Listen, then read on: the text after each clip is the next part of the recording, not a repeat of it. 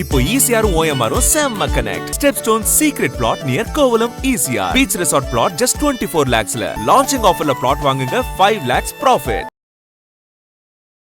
ஜெயதரணி முன்னாள் எம்எல்ஏ அவங்க வந்து தாவேக்கால இணைய போறதா இப்போ செய்தி வேற வந்திருக்கு சார். அது மட்டும் இல்ல அதிமுக தொடர்ந்து படம் எடுக்கிறாங்கல்ல, இன்னொருத்தரும் வந்திருக்காரு. நான் பார்த்துருப்பீங்கன்னு நினைக்கிற செய்தி எப்படி சார் பாக்குறீங்க? இது நடக்கும், சேஞ்சஸ் தான். பட் என்னன்னா, இளைஞர்கள் கட்சியில் பெருசுகள் அப்படின்றது வேணா நம்ம பார்க்கலாம். அதிமுகவை டம்மி பண்ணணும், ஈஸியா இருக்கு. அடிச்சா வந்துடுறது வந்து இப்போதைக்கு அதிமுக தான். திருமாவளவன் அவரே முன்னாடியே ஓடியாந்ததுக்கு நான் காரணம் நான் பாக்குறதுன்னா, விட்டா இவங்க அடிச்சு எல்லாத்தையும் தூக்கிடுவாங்கன்ற ஒரு பயத்துக்கு தான் வந்ததான் நான் பாக்குறேன். காங்கிரஸுடைய மாநில தலைவர் மாணிக்கம் தாக்கூர் ஆக போறதா ஒரு உறுதியாயிருச்சுன்ற மாதிரி சொல்றாங்க சார். இது நல்லதா சார்? தமிழ்நாடு அது உறுதின்னு அறிவிக்கிறதுக்கு முன்னாடியே அந்த செல்வம் பெருந்தகை போய் திமுக சேர்றான்னு பாருங்க. எம்ஜிஆர் போயிருக்காரு. அதை பார்த்து நீங்களும் போறீங்கன்னா, ஜோசியத்தை பார்த்து பல பேர் நாசமா போனவங்களாம் இருக்காங்க. நீங்களும் அப்படி போகணுமா அப்படின்னு லியோனி சார் என்ன சொல்றாருன்னா, தலைவர் திட்டல, தலைவருடைய மனைவியை திட்டுறாரு. துர்காம்மா பண்ற ஜோசியர் புலஸ்காரத்துக்கு அவர் வந்து விரோதித்தனமா பேசுறாரு. அவங்களே அந்த கோயிலுக்கு போயிருக்காங்க. அவர் அவங்களதான் சொல்றாருன்னு எடுத்துக்கோ. நீயே விஜய் சொன்னாருன்னு எடுத்துக்கிற. ஜோசியத்தை நம்பி வீணா போனாங்க. யார் இப்போ கடைசியா வீணா போனது? துர்காம்மா கோயில் போறாங்க, ஜோசியம் பார்க்குறாங்க, பல பேரை பார்த்துருக்குறாங்க. பாலாஜின்ற ஜோசியக்காரை பார்த்துருக்காங்கன்னு சொல்லியிருப்பாங்க, செல்வின்றவர் பார்த்துருக்காங்கன்னு சொல்லியிருக்காங்க. இந்த மாதிரி பல ஜோசியரை அவங்க தான் பார்த்துருக்காங்க. அவர் அதை சொல்றாங்க. எந்த சிஎம் இந்த மாதிரி தெளிவாக தைரியமா போனாங்க? அதுக்கே நம்ம விஜயை பாராட்டணும். இதே லியோனி சர்ச்சில் முட்டி போட்டு போடும்போது வாய் தந்தாரா? திறக்கல. ஏன் திறக்கல? ஏன்னா அவர் இந்த மதத்தை சேர்ந்தவருன்றதுனாலயா? மதத்தை சேர்ந்தவர் மட்டும் இல்லை, அவங்க இஸ்லாமிய கிறிஸ்துவ மதத்தை இருக்கும் போது இவங்க விமர்சிக்கவே மாட்டாங்க. மத சார்பின்மைன்றத, போலி மத சார்பின்மைன்றது திமுக கடைபிடிக்குதுன்னு நான் சொல்றேன். கனிமொழிக்கும் வந்து இந்த செயல் தலைவர் பதவியை கொடுக்கலாம் அப்படின்ற மாதிரி ஒரு பேச்சும் போய்கிட்டு இருக்கு. அது உதயநிதியும் போட்டி போட்டுட்டு இருக்காங்க. கனிமொழிக்கு செயல் தலைவர் கொடுக்குறாங்கன்னா இண்டிவிஜுவல் பவர் மாதிரி இருக்கவே இருக்காது. கூடயே இன்னொரு பதவியும் துணை பதவி மாதிரியோ இல்லை இணை பதவியாகவும் ஒன்று உருவாக்கி 2 பேர் இல்லை 3 பேர் கொடுத்துருவாங்க. இங்கே உதயநிதியை உருவாக்கும் போது செயல் தலைவரில் கனிமொழியை போட்டுட்டோம் அப்படின்னா, அடுத்த நாளைக்கு உதயநிதி அந்த இடத்துல வர்றதுக்கு அது பெரிய பாதிப்பாக இருக்கும். என்ன வேணும் ஸ்கூலுக்கு, எல்லாமே இங்க இருக்கு. Super Saravana stores, Chennai, Madurai, Kovai.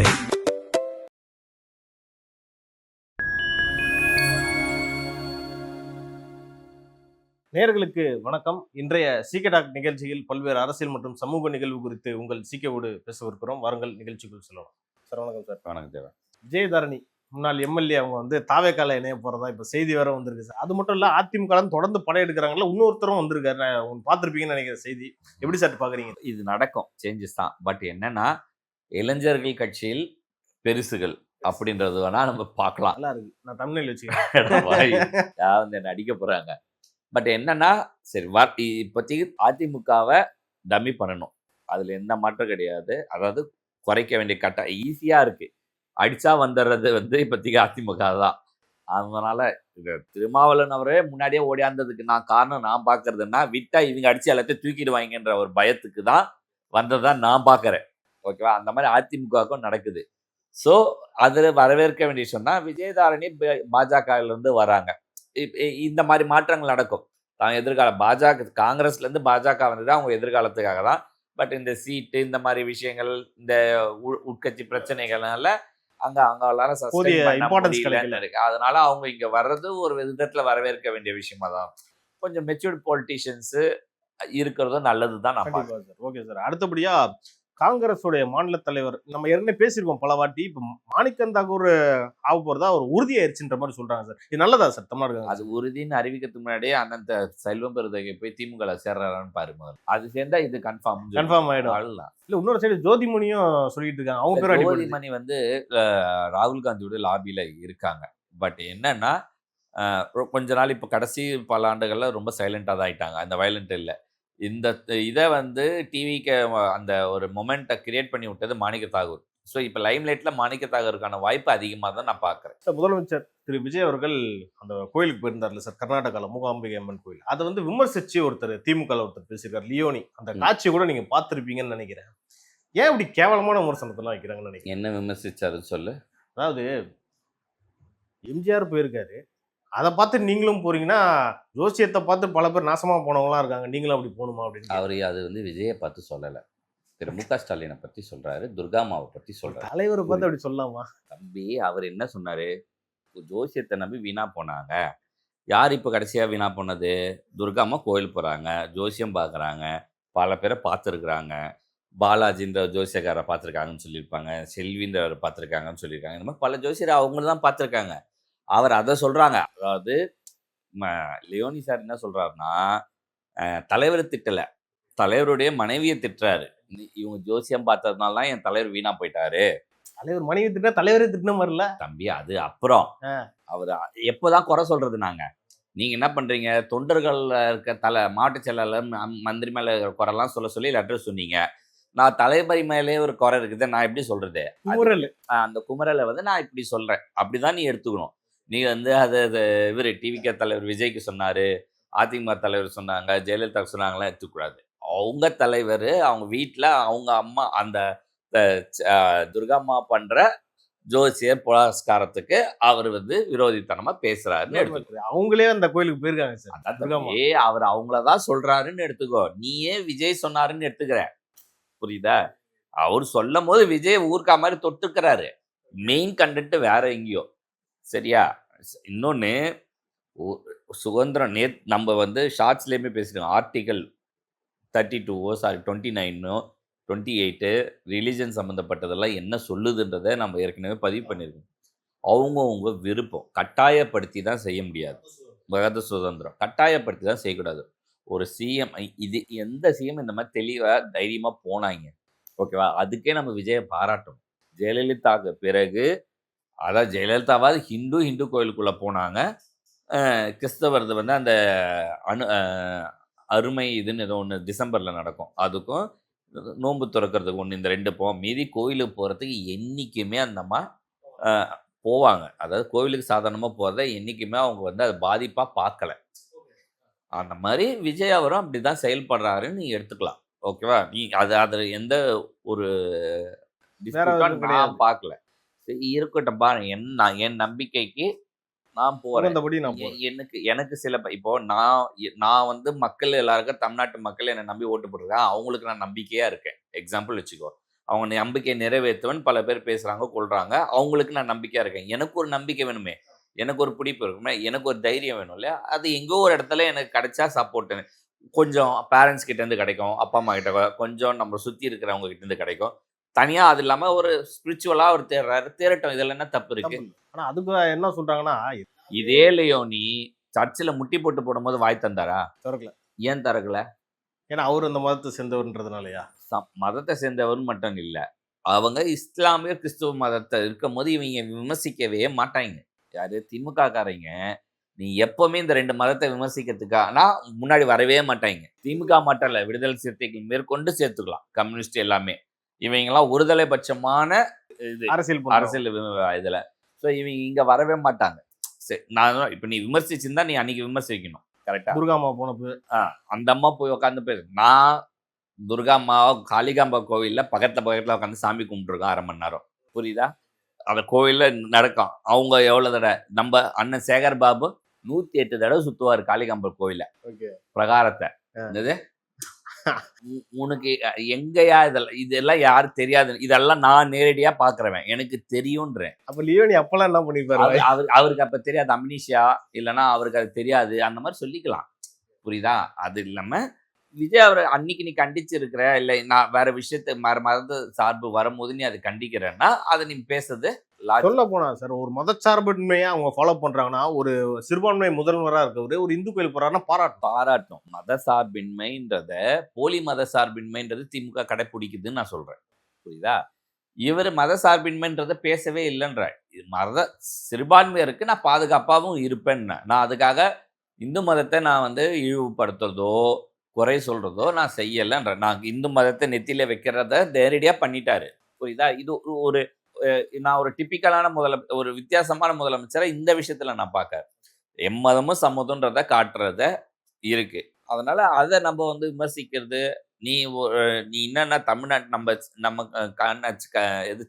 இதுல இருந்து நம்ம மேலேயே இது பண்ணிக்கிற மாதிரி இருக்கு. ஒரு முதலமைச்சர் ஒரு கோவிலுக்கு போயிடுறாரு, நம்ம நாட்டு முதலமைச்சர்னா நீ அதை விமர்சிக்கவே தேவையில்லை.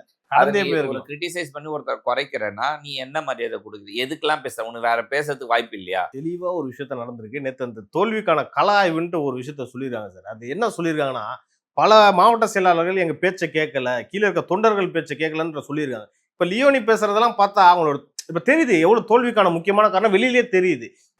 அதாவது திமுகல ஒரு பிரச்சனை என்னன்னா, அந்த மேல்மட்ட நிர்வாகிகள் எல்லாமே ரைட் ராயில செயல்படுவாங்க. இதுல சேகர் பாபு அவரை பத்தியுமே நிறைய விமர்சனம் சொல்லியிருக்காரு தான் நம்மளுக்கு ரிப்போர்ட் வந்தது. இந்த திமுகவுடைய கள ஆய்வு பணியில. இது வந்து இந்த மாதிரி தான் நடந்துச்சுன்னு தான் அதிமுகலேருந்து ஜெயலலிதா அவர்கள் அவரை விளக்குனாருன்றது எனக்கு தெரியும். சரியா? அது ஜெயலலிதா விளக்குன எந்த ஒரு நிர்வாகிக்கும் அதிமுக தொண்டர்கள் கொண்டாடவும் மாட்டாங்க, இதுவும் பண்ண மாட்டாங்க, கூட இது சேரவே ஆதரிக்கவும் மாட்டாங்க. மாட்டாங்க, கொண்டாடவும் மாட்டாங்க. Okay. புரியுதா? அவங்க பாட்டு அம்மா சொல்லிட்டாங்க, அடுத்த யாரு அவங்க வாசப்படி போய் நின்னுடுவாங்க, அடுத்த வேலை செய்ய ஆரம்பிப்பாங்க. ஆனா ஒரு தொண்டர் விளக்குனதுக்கு பட்டாசு வெடிச்சு சென்னை ஃபுல்லா கொண்டாடினாங்கன்னா அது வந்து சேகர் பாபு தான். புரியுதா? ஸோ அவர் அப்படிதான் இருப்பாரு. அது தெரிஞ்சுதான் திமுக செஞ்சாங்க. அதனால தான் துர்காம்மா புடவையோ செருப்பையோ எடுத்து கொடுத்தா கூட அதை நான் அதை குறையா தப்பா சொல்லலை. இப்போ நமக்கு சீனியர், நமக்கு ஒருத்தங்க நம்ம பாஸ், நம்ம செய்கிறோம், இதெல்லாமே நம்மளுடைய புரிதலோட ஒரு அன்பால. என்னுடைய ஈகோ இல்லாம நான் செய்யறதா நான் அதை பார்க்குறேன். சேகர் பாபு அதை செய்யறதுன்னு தப்பு இல்லை, அது அவங்களுக்கு பிடிச்சிருக்கு வச்சிருக்காங்க. பட் கட்சியா பார்க்கும்போது பொதுவா எனக்கு மட்டுமே நல்லது நினைக்கிறவங்க தேவாவா இருந்தா நான் தேவாவை ஆதரிக்க முடியாது. தேவா என் ஸ்டாஃப் எல்லாரையுமே அரவணைச்சு எல்லாரையுமே வளர்க்கறதுக்கு தேவா வேலை செஞ்சாதான் நான் ஆதரிக்கணும். புரியுதா? தேவா எனக்கு மட்டும் எல்லா சேவையும் செஞ்சுட்டு பின்னாடி எல்லாரையும் கால் மேல நீ நான் சொல்றதான் கேட்கணும் அப்படின்னு நீ சொல்ற அப்படின்னா நான் முதல்ல ஒதுக்கி வைக்க வேண்டியது உண்மைதான். என்னதான் ஆமா. ஸோ அப்படிதான் திமுக பண்ணியிருக்கணும். சரி, கண்கட்ட பிறகு சூரிய நமஸ்காரம், இது சொல்லி பிரயோஜனம் இல்லை. எனக்கு தெரிஞ்சு இதை சாக்க வச்சு திமுகவை சேகர் பாபே டம்மி பண்ணுறதுக்கான வாய்ப்பு அதிகம். ஏன்னா ஏற்கனவே உதயநிதிக்கும் சேகர் பாபுக்கும் ஒரு கிளாஸ் இருக்கு. இப்போ உதயநிதி தான் அப்பர் ஹேண்ட் எடுக்கிறார் திமுக பொறுத்த வரைக்கும். அதனால இந்த டைம்ல சேகர் பாபுவை டம்மி பண்றதுக்கான வாய்ப்பு 99% இருக்கு. இன்னொரு விஷயமும் சொல்றாங்க, கனிமொழிக்கும் வந்து இந்த செயல் தலைவர் பதவியை கொடுக்கலாம் அப்படின்ற மாதிரி ஒரு பேச்சும் போய்கிட்டு இருக்கு. அது உதயநிதியும் போட்டி போட்டுட்டு இருக்காங்க. இல்ல, எனக்கு தெரிஞ்சு கனிமொழிக்கு செயல் தலைவர் கொடுக்குறாங்கன்னா இண்டிவிஜுவல் பவர் மாதிரி இருக்கவே இருக்காது. கூடயே இன்னொரு பதவியும் துணை பதவி மாதிரியோ இல்லை இணை பதவியாகவும் ஒன்று உருவாக்கி 2 பேர் இல்லை 3 பேர்னு கொடுத்துருவாங்க. அவங்களுக்கு தனியா ஒரு செயல் தலைவர்னு கொடுக்கறதுக்கான வாய்ப்பு கம்மி நான் பார்க்குறேன். ஏன்னா ஏற்கனவே ஸ்டாலின் அவர்கள் இருந்திருக்காரு, கருணாநிதி இருந்த அது ஓகே, அது ஸ்டாலின் மட்டும்தான் தலைவராக வரணுன்றதுக்காக செய்யப்பட்டது. பட் இங்க உதயநிதியை உருவாக்கும் போது செயல் தலைவரில் கனிமொழியை போட்டுட்டோம் அப்படின்னா நாளைக்கு உதயநிதி அந்த இடத்துல வர்றதுக்கு அது பெரிய பாதிப்பா இருக்கும். ஏன் செயல் தலைவராக கனிமொழிக்கு கொடுக்குறாங்கன்னா, நம்ம ஏற்கனவே வீடியோவில் பேசியிருக்கோம், கனிமொழி மூலியமாக ஃபியூச்சர்ல கட்சி உடையறதுக்கான வாய்ப்புகள் அதிகம்னு சொல்லியிருந்தோம். அந்த உடைப்பை சரி பண்றதுக்கு இதை யூஸ் பண்ணிக்கிறாங்க. இதுக்கு இந்த நாடார் சம்மந்தமாக பேசுகிற அரசியல் விமர்சகர்கள் பல பேர், உனக்கும் இப்போ நான் சொல்லும் போது பல பேர் புரிஞ்சிருக்கும், அவங்களுடைய கைட்னஸும் இருக்கும். எல்லா கட்சியிலையும் அவங்க கைட் பண்ணுற மாதிரி அவங்களுடைய சமூக ஆட்டை மேலே கொண்டு வர்றதுக்கான ஒரு லாபி பண்ணுவாங்க. அது நடக்க தான் செய்யும். அது நடந்திருக்கிறதுக்கு வாய்ப்பு அதிகம். இன்னொரு விஷயம் நீங்க சொன்னீங்க சேகர் பாபு பத்தி. அந்த கலாய்வு கூட்டத்துல ஒரு நிறைய பேர் கம்ப்ளைண்ட் சொன்னது என்னன்னா, சேகர் பாபு அதிமுக இருந்து வரவங்களுக்கு தான் முக்கிய பொறுப்பா கொடுத்துட்டு இருக்காரு, திமுக இருக்க ஆளுங்களே டம்மி பண்ணி வச்சிருக்காரு அப்படின்ற ஒரு குற்றச்சாட்டு. இந்த விமர்சனத்தை தலைமை பெருசா எடுத்துக்காதுப்பா. ஏன்னா தலைமையே அதிமுக இருந்து வந்தவங்களை தானே முக்கியத்துவம் கொடுத்து வச்சிருக்காங்க. 8 மந்திரி. அது விமர்சிக்கிறாங்க, அதை நேரடியா சொல்லாம தலைமையை தான் விமர்சிக்கிறாங்க நான் பாக்குறேன். நேர சேகர்பாபு மூலியமா சொல்றாங்க. சரியா? ஆனா அட்லீஸ்ட் அந்த 8 பேரால தான் திமுக கொஞ்சம் உயிர்பெற்றுச்சு நான் சொல்றேன். மீதி ஆட்கள்லாம் அவன் ராஜா மாதிரி உக்காந்துக்கிட்டு அவன் வைக்கிறதா சட்டை எவனையும் வளரோடாம நிறைய பண்றதெல்லாம் இருந்தது. இவங்களும் வளர விடாம பண்ணாலும் தலைமைக்காக இவங்க வந்து அடக்கமா விசுவாசமா இருந்துடுறாங்க. அவங்க அது கூட இருக்க மாட்டாங்க. திமுகவோட முன்னாள் மாவட்ட பெரிய செயலாளராக ரொம்ப நாளாக இருக்கவங்க அது கூட இருக்க மாட்டாங்க. ஸோ அதனால் அவங்கள கண்டுக்கிறது பிரயோஜனமே இல்லை. நான் பல தடவை சொல்கிறேன், விசுவாசத்துக்கும் ரியாலிட்டி, அதாவது எனக்கு நீ விசுவாசமாக இருக்கியா, எல்லாருக்கும் நீ விசுவாசமாக இருக்கியான்னு பார்க்கறது தான் தலைமையாக இருக்கணும்னு நான் பார்ப்பேன். நீ எனக்கு அதிகமாக நீ ஜாலரா எடுக்கன்னா முதல்ல நான் ஒதுக்கி வைக்க வேண்டியது உண்மைதான். புரியுதா?